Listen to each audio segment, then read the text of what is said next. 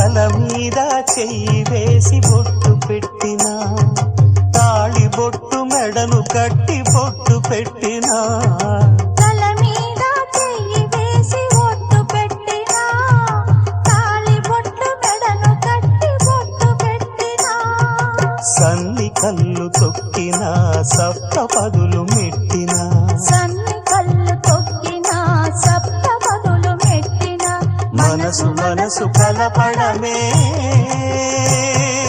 మంత్రం పరమార్థం. శ్రీరస్తు శుభమస్తు, శ్రీరస్తు శుభమస్తు. శ్రీకారం చుట్టుకుంది పెళ్లి పుస్తకం, ఇక ఆకారం దాచుతుంది కొత్త జీవితం.